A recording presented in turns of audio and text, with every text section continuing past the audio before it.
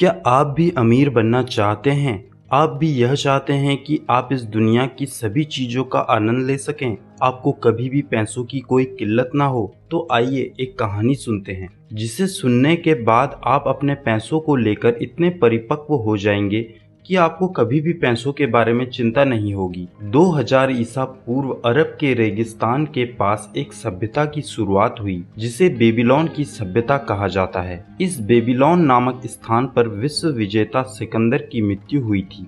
यह अपने समय का बहुत ही समृद्ध शहर था। प्राचीन बेबीलोन में एक बहुत अमीर आदमी रहता था, जिसका नाम अर्कत था। हर साल वह जितना खर्च करता था, उसकी दुगनी रफ्तार से उसका पैसा बढ़ता रहता था। एक दिन अर्कत के कुछ पुराने दोस्त, जो कि बहुत गरीब थे, उसके पास आए और उन्होंने अर्कत से कहा कि एक समय था जब तुम हमारे जैसे ही थे। हमने एक ही स्कूल में पढ़ाई की। तुम हमसे पढ़ाई में भी बहुत बेहतर नहीं थे, ना ही तुमने हमसे ज्यादा मेहनत की, लेकिन फिर भी तुम बेबीलोन के सबसे अमीर आदमियों में से एक हो और हमें अभी भी खाने के लाले पड़े हुए हैं। अर्कद ने अपने दोस्तों की बातें सुनने के बाद उन्हें अमीरी के वे 7 नियम बताए, जिससे वो इतना अमीर हुआ था। अमीरी का पहला नियम, अपने बटवे को मोटा करना शुरू करो। अमीरी का यह पहला नियम कहता है कि आप जितना कमा रहे हैं, उसका 10% भाग अपने लिए बचाएं। अगर आप अपने बटवे में 10 सिक्के डालें तो सिर्फ 9 सिक्के ही उसमें से निकालें। ऐसा करने से कुछ समय बाद ही आपका बटवा मोटा होता जाएगा।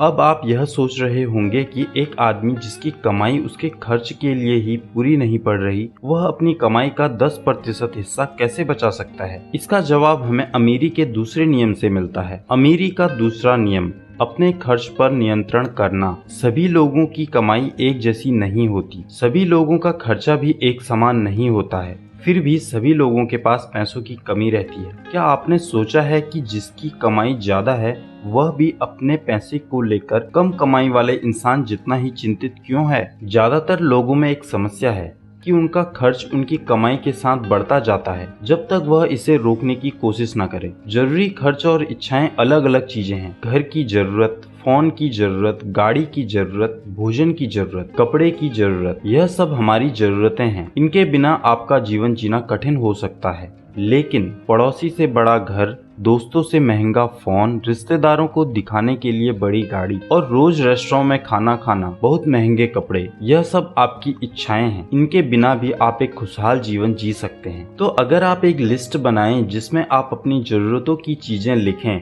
और इन जरूरतों को अपनी कमाई के 90% भाग से पूरा करें, साथ ही कम से कम 10% धन को जमा करने का प्रयास करें, तो कुछ समय बाद ही आपके पास इतना पैसा हो सकता है कि आप अपनी अभी की इच्छाओं से ज्यादा बड़ी इच्छाओं के लिए धन खर्च करने के लिए सक्षम हो जाएंगे। वो बात अलग है कि तब तक आपको पैसे की इतनी समझ हो जाएगी कि आपके पास बहुत पैसा होते हुए भी आप इसको फालतू खर्च नहीं करेंगे। लेकिन ऐसा होगा कैसे? ये हमें अमीरी के तीसरे नियम से पता चलेगा। अमीरी का तीसरा नियम, अपने स्वर्ण को बढ़ाना। जब आपने इतना अनुशासन डाल लिया है कि आप अपनी कमाई के 10वें हिस्से को बचा सकते हैं और आपने खर्चों को नियंत्रण करना सीख लिया है ताकि आपका खजाना बढ़ते रहे, तो अब हम बात करेंगे कि आप अपने बचे हुए पैसे को कैसे काम लगाएं कि वह आपके लिए और अधिक पैसा कमाए। अगर आप अपने पैसे को बैंक में ही पड़ा रहने देंगे तो इससे आपका सिर्फ मन खुश होगा, लेकिन यह कभी बढ़ेगा नहीं। तो हम ऐसा क्या करें जिससे हमारा धन हमारे लिए काम करे? इसके लिए आप अपने पैसे को इन्वेस्ट कर सकते हैं। आप अपने पैसे से जमीन खरीद सकते हैं, कुछ एसेट जोड़ सकते हैं। आज के समय में तो आप पैसे को शेयर मार्केट और गोल्ड में भी लगा सकते हैं, जिससे कि आपका पैसा समय दर समय आपको रिटर्न देगा और वह बढ़ता रहेगा। मैंने कुछ समय पहले जब लॉकडाउन हुआ था, कुछ पैसा शेयर मार्केट में लगाया, क्योंकि उस समय मार्केट गिरा हुआ था, तो इसने मुझे अच्छा खासा रिटर्न कमा कर दिया। अगर मैं इस पैसे को अपने बैंक में ही रहने देता तो यह सिर्फ 4% की दर से बढ़ता, जो कि महंगाई दर से भी कम है। तो इस प्रकार आप अपने पैसे को बचाने के साथ ही उसे इन्वेस्ट भी करें। अमीरी का चौथा नियम,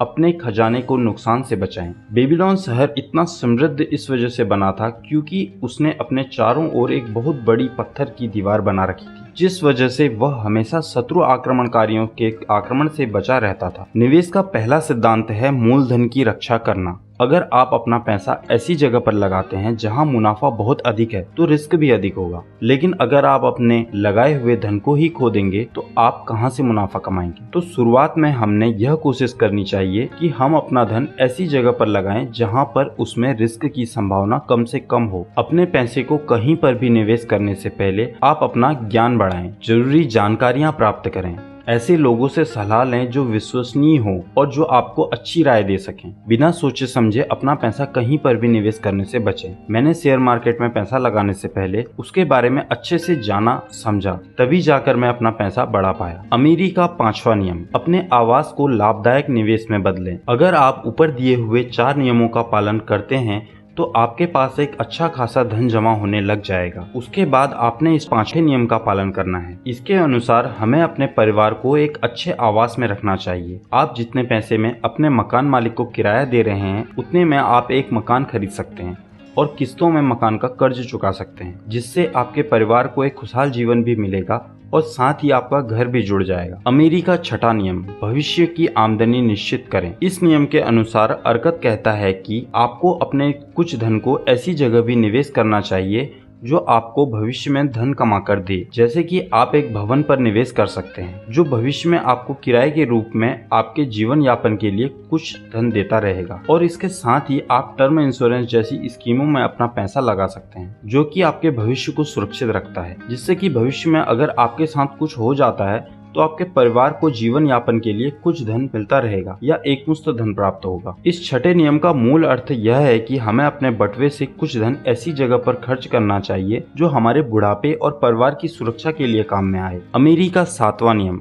आपकी कमाने की क्षमता बढ़ाएं। हमारा सबसे बड़ा एसेट हम खुद हैं। हम खुद पर निवेश करके अपने कमाने की क्षमता बढ़ा सकते हैं। हमें हमेशा नई चीजें सीखने पर जोर देना चाहिए। Time is equal to money तो आपने सुना ही होगा। तो हमें अपने समय का सदुपयोग करना चाहिए। क्या आप भी अपने समय को वेब सीरीज या मूवीज देखने में बर्बाद कर रहे हैं क्योंकि आपको समझ नहीं आ रहा है कि टाइम कैसे पास करना है? तो सावधान हो जाइए, क्योंकि आपको नहीं पता कि आपका समय कितना कीमती है और आप इसे भी पास करने में लगे हैं। लेकिन मुझे पता है आपको अपने समय की समझ है, तभी तो आप ये वीडियो देख रहे हैं। आप अपने समय को अच्छी चीजें सीखने में खर्च कर सकते हैं। क्या आपको पता है कि जितना ज्यादा हम सीखते हैं उतना ज्यादा हम कमाते हैं? तो ये हैं अमीरी के 7 नियम जिससे अर्कत बेबीलोन का सबसे अमीर आदमी बना। लेकिन आप यह जानकर चौंक जाएंगे कि अर्कत ने अपनी जायदाद अपने बेटे को नहीं दी। अगर कोई आपसे पूछे कि आपको कोई एक सोने से भरा हुआ बैग और नॉलेज से भरी हुई एक बुक दी जाए तो आप किसे लेना पसंद करेंगे? तो आप में से ज्यादातर लोगों का उत्तर सोने से भरा हुआ बैग ही होगा। ऐसा ही अर्कत के बेटे के साथ भी हुआ। जब अर्कत बूढ़ा हो गया था तो उसने एक दिन अपने बेटे को बुलाया और कहा, मेरे बेटे, यह मेरी इच्छा है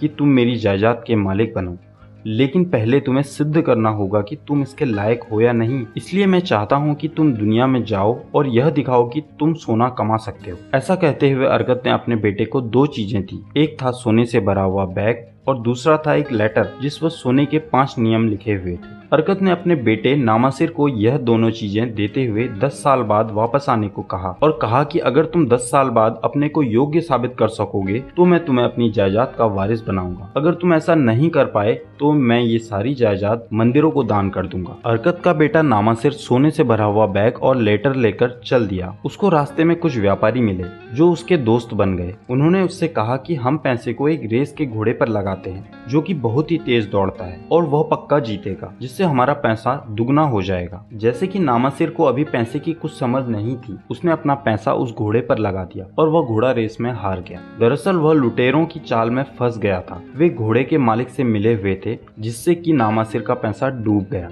बचे कुचे पैसे को लेकर नामासिर आगे बढ़ा तो उसको एक दुकान मिली जिस दुकान का व्यापारी मर चुका था, इसलिए वह दुकान उसे सस्ते में मिल रही थी। उसने अपने बच्चे कुचे पैसों से उस दुकान को खरीद लिया, लेकिन जरूरी जानकारी का अभाव होने के कारण नामासिर का यह व्यवसाय भी डूब गया। इसके बाद नामासिर के पास अब कुछ भी नहीं बचा था। वह खाने और रहने की जगह तक के लिए मोहताज हो गया था। वह इतना गरीब हो चुका था कि उसके पास सिर्फ अपने बाप का दिया हुआ वह लेटर ही बचा था जिसपे सोने के नियम लिखे हुए थे। आज उसने पहली बार उसमें लिखे हुए सोने के 5 नियम पढ़े। सोने का पहला नियम, जो अपनी सैलरी का 10वां भाग फ्यूचर गोल और फैमिली के लिए जमा करेगा उसके पास सोना बढ़ता जाएगा। सोने का दूसरा नियम, पैसा उसके पास बढ़ता जाता है जो इसे इन्वेस्ट करता है। सोने का तीसरा नियम, स्वर्ण को निवेश करने के लिए हमेशा समझदार लोगों की सलाह लेनी चाहिए। सोने का चौथा नियम, स्वर्ण उसके हाथों से फिसल जाता है जो इसे ऐसे बिजनेस या कामों में लगाता है जिसकी उसे जानकारी नहीं है। सोने का पांचवा नियम,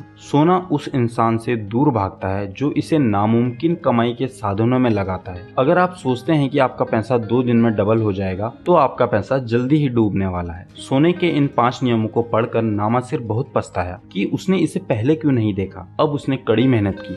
उसने स्वर्ण के पहले नियम की जानकारी का लाभ उठाते हुए एक तांबे का सिक्का बचाया और इसे तब तक जोड़ता रहा जब तक उसके पास चांदी का एक सिक्का हो गया। यह एक बहुत ही स्लो प्रोसेस थी क्योंकि वह बहुत करीब हो चुका था और उसे जीने के लिए भी पैसे की जरूरत थी। लेकिन उसने तय किया था कि 10 साल होते होते अपने पिता के दिए हुए सोने के बराबर सोना जमा करना है। इसलिए वह लगातार अपनी कमाई में से कुछ पैसा बचाते रहा। कुछ समय बाद जब नामासिर के पास कुछ सोना जमा हो गया तो उसने अपने अनुभव से अपने पैसे को एक अच्छी जगह निवेश किया। उसके एक दोस्त ने उसको बताया कि राजा ने शहर के चारों ओर बड़ी सी दीवार बनाने का निर्णय लिया है और उस दीवार में बड़े बड़े तांबे के दरवाजों की जरूरत है और इस राज्य में इतना अधिक तांबा नहीं है कि राज्य के चारों ओर बड़े बड़े दरवाजे बनाए जा सकें। तो उन्होंने योजना बनाई कि वह दूर देश से तांबे की खदानों में जाकर तांबा लेकर आएं और अपने पास स्टोर करें। जब राजा तांबे के दरवाजे बनाने का आदेश देगा तो वह इस तांबे को राजा को सप्लाई करेंगे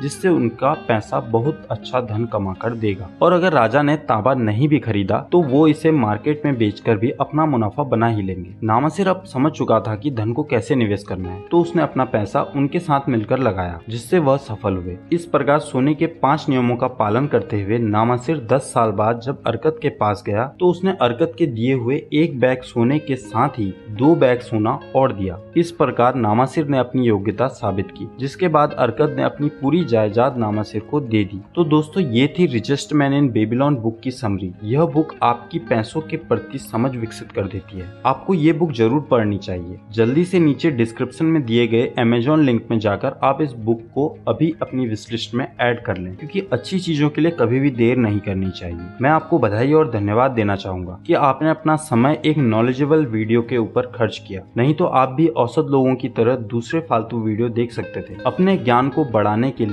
आप हमारे चैनल को सब्सक्राइब कर लीजिए क्योंकि आपको औसत जीवन नहीं जीना है। दोस्तों वीडियो को लाइक या डिसलाइक जरूर करना। आपके लाइक और सब्सक्राइब से हमें मोटिवेशन मिलेगा। तो दोस्तों फिर मिलते हैं अगली बुक समरी के साथ। तब तक के लिए keep improving. See you soon.